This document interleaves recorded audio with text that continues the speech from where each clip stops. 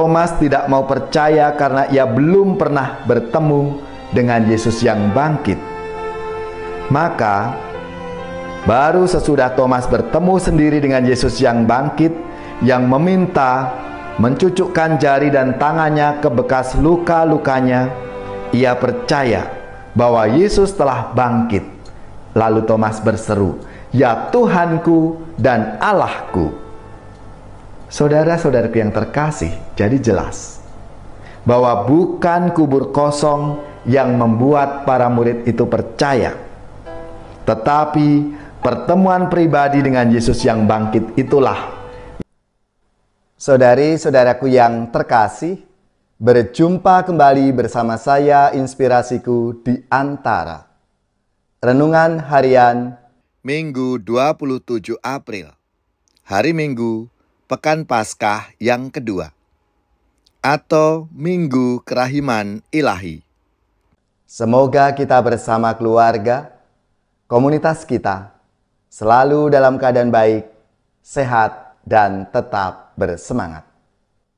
Marilah saudari-saudaraku yang terkasih, kita mengawali renungan kita hari ini dengan tanda kemenangan Kristus. Dalam nama Bapa dan Putra dan Roh Kudus. Amin. Ya Allah, berkat kebangkitan Putra-Mu yang terkasih, Engkau telah mengumpulkan kami sebagai umat-Mu yang baru. Kami mohon, penuhilah kami dengan rahmat dan damai-Mu, sehingga kami senantiasa sehati dan sejiwa, serta semakin berkembang dalam cinta kasih dan persaudaraan, dengan pengantaraan Yesus Kristus Putra-Mu Tuhan kami, yang bersama dengan Dikau dalam persatuan Roh Kudus, hidup dan berkuasa Allah sepanjang segala masa. Amin. Dalam nama Bapa dan Putra dan Roh Kudus. Amin. Inspirasi kita hari ini dari Injil Suci menurut Yohanes, bab 20, ayat 19 sampai 31.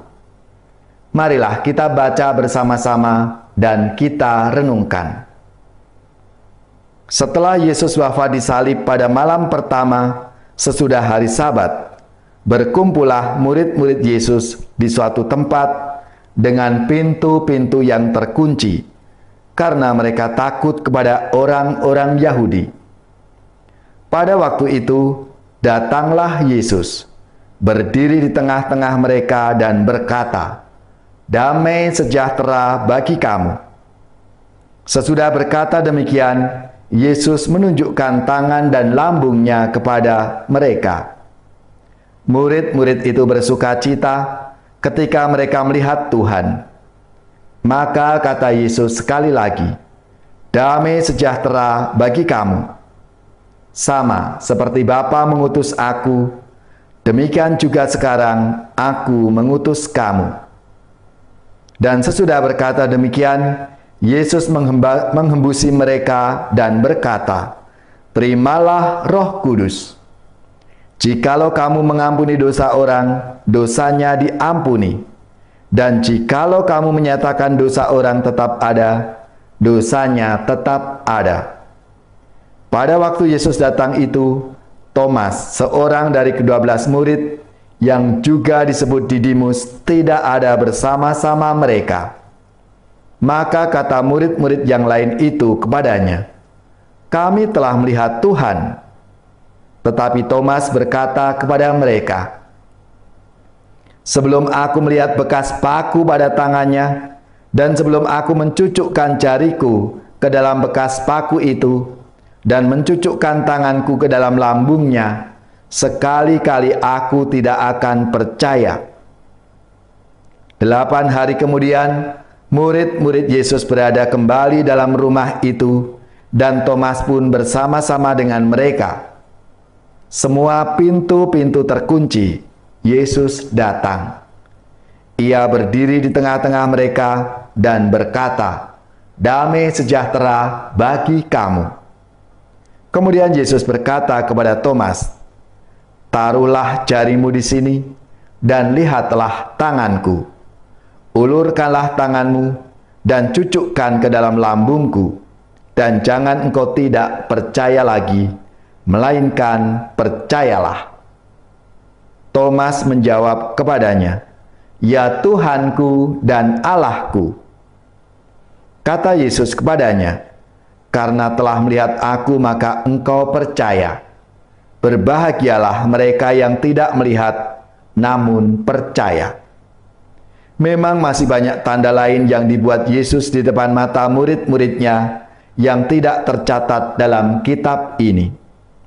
Tetapi semua yang tercantum di sini telah dicatat supaya kamu percaya bahwa Yesus telah Mesias, Anak Allah, dan supaya oleh imanmu kamu memperoleh hidup dalam namanya. Demikianlah sabda Tuhan. Terpujilah Kristus.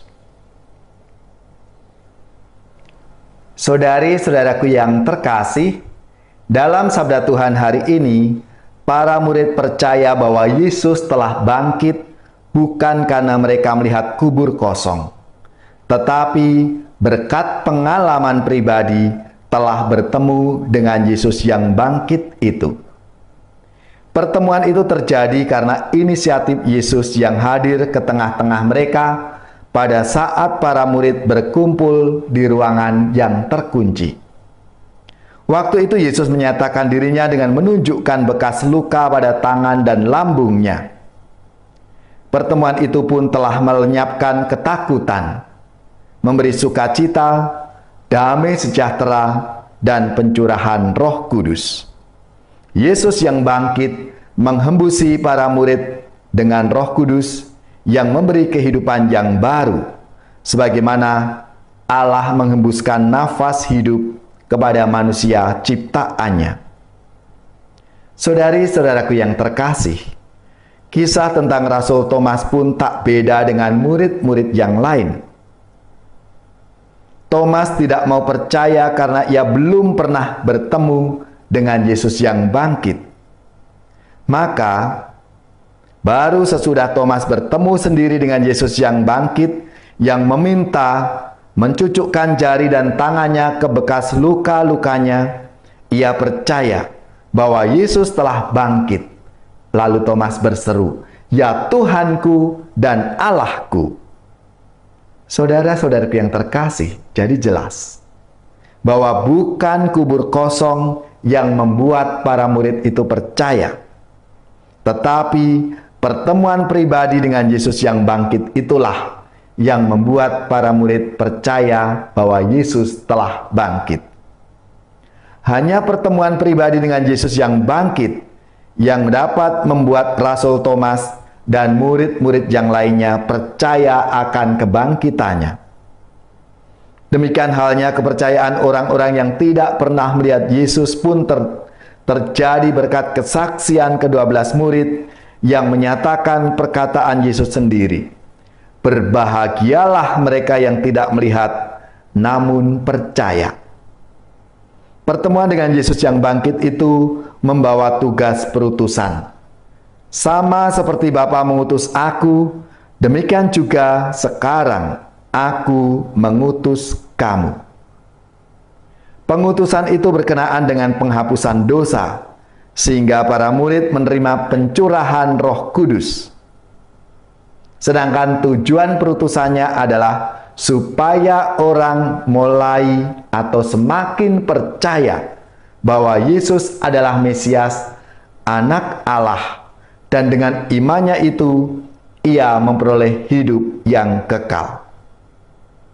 Jadi, penginjil Yohanes menulis Injilnya untuk menunjukkan atau membuktikan bahwa Yesus telah Mesias, Anak Allah, supaya orang percaya kepadanya, dan dengan iman kepercayaan itu ia memperoleh hidup yang kekal.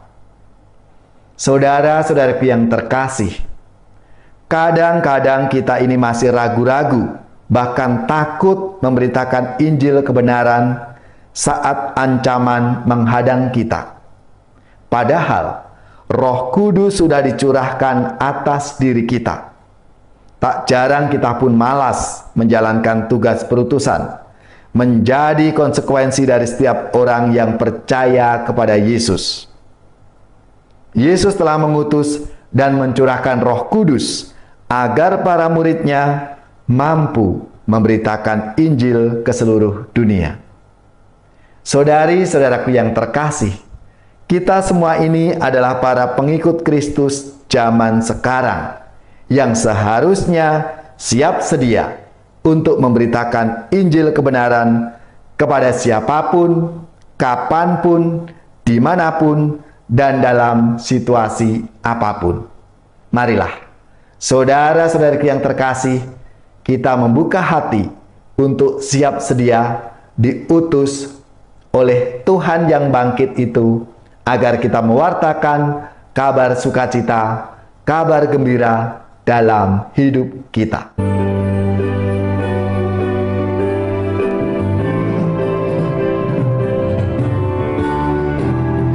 Bangkit bagi Yesus, pahlawan salibnya, anjungkan panji raja dan jangan menyerah. Dengan semakin jaya Tuhanmu ikutlah, sehingga tiap lawan berlutut menyembah.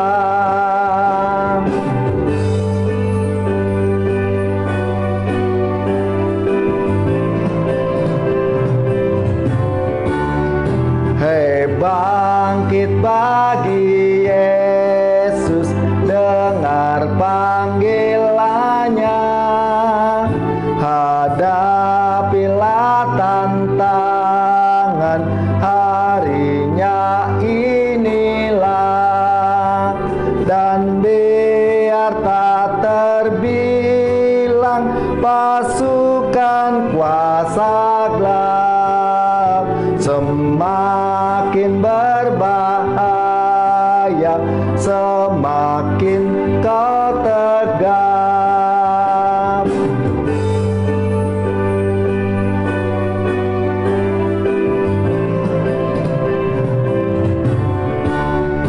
Hei, bangkit bagi Yesus, mohon kuasanya, tenagamu sendiri tentu tak cukuplah. Kenakan perlengkapan senjata Roh Kudus, berjaga dan berdoa, bersiaplah terus.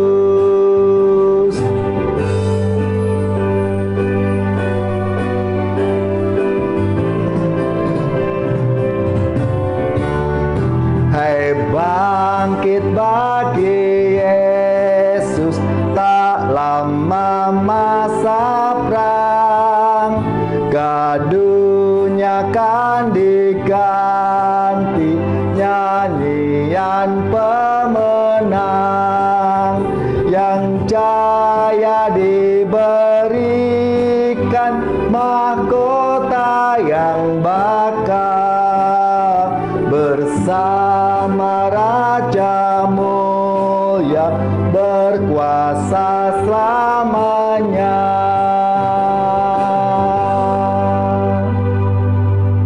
Saudari-saudaraku yang terkasih, marilah kita siapkan hati kita untuk menerima berkat Tuhan.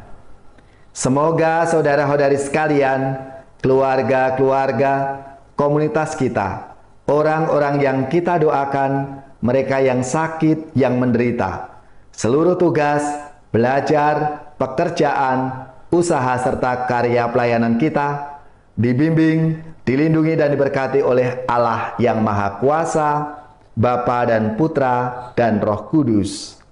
Amin.